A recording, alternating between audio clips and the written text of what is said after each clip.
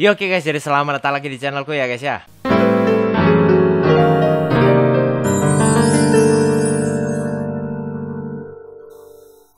Nah oke guys ya, jadi di video kali ini seperti biasa aku akan kembali membuat konten reaction. Nah di video kali ini aku akan mereaction karya dari Blue Spot History. Ada yang minta buat reaction ini, cuma jujur aku sendiri nggak pernah nonton dan bahkan nggak pernah dengar soal Blue Spot History ini. Cuma aku tadi sempat lihat-lihat dan tampaknya dia ini membahas tentang sejarah-sejarah dari sebuah bisa dibilang alat kali ya. Kadang ada sejarahnya pistol, pesawat, tank dan teman-temannya gitulah ya. Jadi ya ini bisa dibilang wadah untuk belajar lagi. Selain kok bisa, kalau kok bisa kan kita belajar tentang sains dan yang lainnya. Kalau ini kita belajar tentang sejarah. Oke, jadi hari ini kita akan belajar bersama lagi. Oke, siapkan otak kalian supaya tidak panas. Oke, jadi udahlah dari berkelamaan kita langsung lihat aja ke Blue Spot History-nya.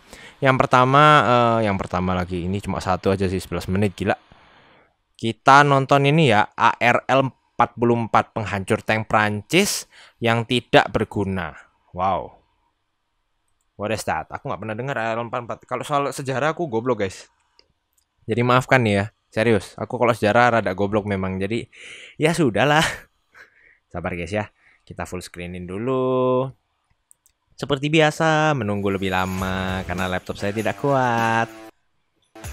Blue Spot History. Kenapa namanya Blue Spot? Paris, Prancis 1945. Ini animasi kah? Oh iya, keren loh animasinya. Hey, halo historian. Bentar guys ya, ini HD tapi kok burik ya? Kita 480 aja deh. Biar nggak lemot. Ini yang lemot sebenarnya laptopku sih, bukan internetku guys. Laptopku ini udah memang waktunya ganti, cuma belum ada duitnya guys, belum ada duit. Kalau kalian mau sumbang, sawernya di bawah, oke? Sumbang, yuk sumbang, buat beli laptop. Kebetulan nih, saya juga kedatangan tamu yang spesial. Dia adalah seorang pahlawan sekaligus seorang presiden. Langsung aja, mari kita sambut dia, Bapak Charles de Gaulle. Hah? Apa kabar Pak? Bonjour, je vais bien, merci. Merci. Tinggi amat sih lo. Oke, topik kali ini saya akan membahas tentang tank destroyer atau Tank penghancur destroyer dari negeri ini. Oke. Memiliki meriam yang akurat, daya penetrasinya mengerikan, Oke. dan sangat efektif untuk menghabisi tank musuh dari jarak jauh. Wede, keren dong. Inilah dia ARL 44. Wede, tank destroyer, siap. Dari Prancis ya dia ya. Sejarahnya saya ceritakan secara singkat aja ya. Oke.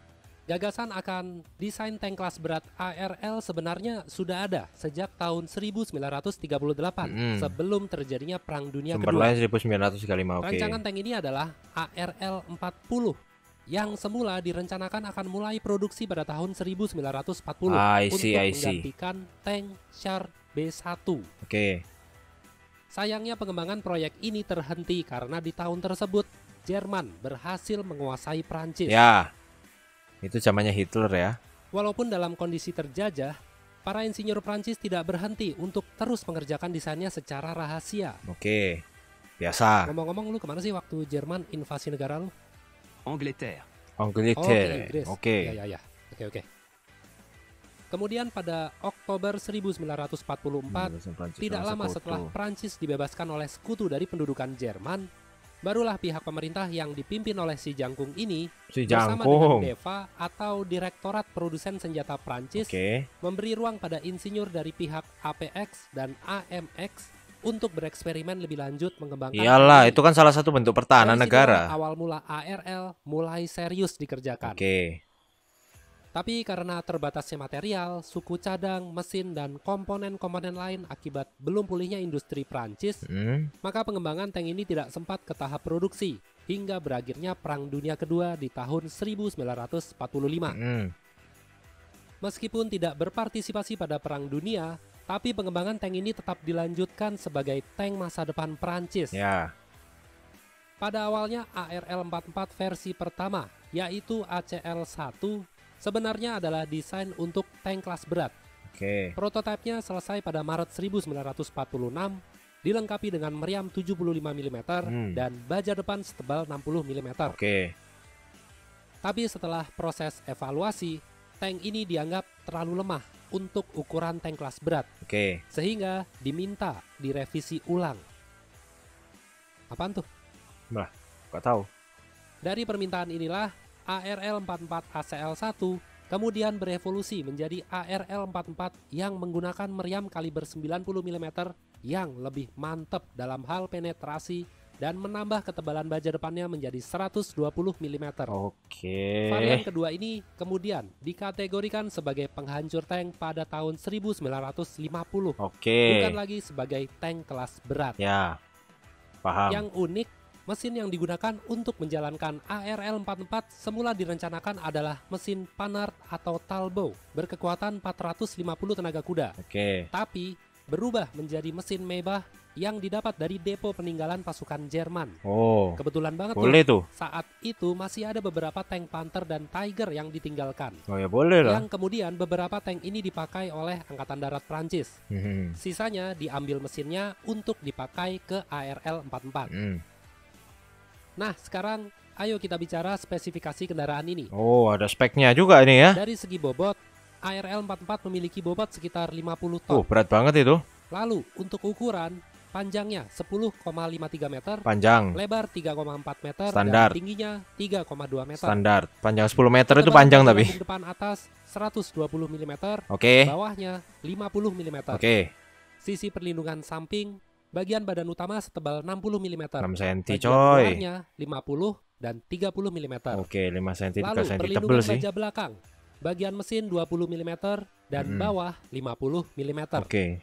Lambung Bicara sampingnya soal tebel banget ya. ketebalan baja kubah meriam, depan Uh. setebal 110 mm, Nih kalian lihat nih bagian depannya itu serak 11 cm guys. 11 cm ini bukan panjang loh tapi tebel. Kalian bayangin aja besi setebel 11 cm. Wow. Wow, itu kalau itu dan baja kan dia, bukan besi kan, baja kan. Waduh, itu susah banget ditembus itu. mantel meriam 60 mm, samping dan belakangnya 30 mm. Wow. Meriam yang digunakan adalah meriam DCA 45 kaliber 90 mm. Senapan mesin yang dipakai adalah jenis Mach 31 dengan kaliber 7,5 mm. Udah Kalau gak ngerti soal aku ya. mesin, seperti yang sudah saya katakan tadi adalah mesin Maybach HL230 bertenaga 575 tenaga kuda. Oke, kecepatan yang sanggup dicapai oleh kendaraan ini yaitu sekitar 35 km per jam. Lumayan loh. Dengan jarak operasional mencapai 350 km. Oh, boleh-boleh loh. Jumlah awak tank sebanyak 5 orang. Oke. Satu komandan yang juga merangkap sebagai operator radio dan penembak senapan mesin. Oke. Satu pemuat meriam, satu penembak meriam, satu pengemudi, dan satu lagi adalah asisten pengemudi. Ya. Sekarang kita bicara andai-andai. Kok ada serak itu di belakang? ARL 44 berhasil diproduksi sebelum Perang Dunia Kedua usai. Ya. Bagaimana performa tank ini menghadapi kekuatan tank-tank Jerman pada masanya? Ya menang sih harusnya. Kita langsung menuju ke dunia paralel. Oke. Ke dunia paralel nih ceritanya. Pertama kita bicara kelebihannya dulu ya. Kendaraan ini sangat bagus kalau menembaki musuh dari jarak jauh. Akurasinya jauh lebih baik daripada tank Panther. Sangat bagus untuk memburu tank-tank kelas medium Jerman. Bahkan cukup bagus untuk menembus lapisan baja tank-tank sekelas Tiger 1 maupun Tiger 2. Keren sih ini. Kelebihan lainnya, untuk kategori penghancur tank, ARL 44 memiliki kubah meriam yang dapat memutar. Tidak seperti mayoritas penghancur tank lain yang memiliki struktur kubah yang tetap. Paham. Ini menjadi keuntungan bagi kendaraan ini karena dapat membidik target tanpa harus membelokkan badan. Berarti dia ini Kemudian tank tapi penghancur tank dia ini oke ya. aja lah Keren untuk sih. menahan gempuran meriam musuh. Ya bisa lah. Selama bukan kaliber 88 mm ke atas ya. Oh, nggak tahu. Sepertinya itu aja kalau bicara soal kelebihan. Oke. Mari sekarang Kekurangan. kita bicara soal kelemahan. Oke, kelemahan yang pertama. ARL 44 memiliki postur yang tinggi.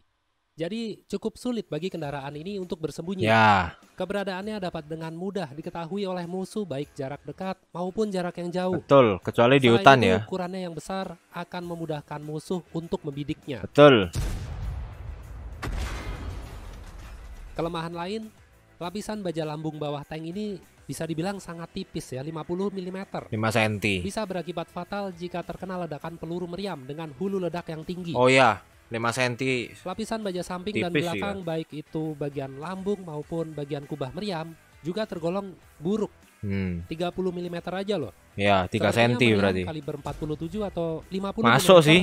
cukup buat ngancurin tank ini. Yoi, masuk akal. Terus lapisan baja atap ARL 44 seluruhnya hanya 20 mm. Bahaya banget kalau diserang dari udara. Oke, make sense. Belum lagi kecepatan majunya yang lambat.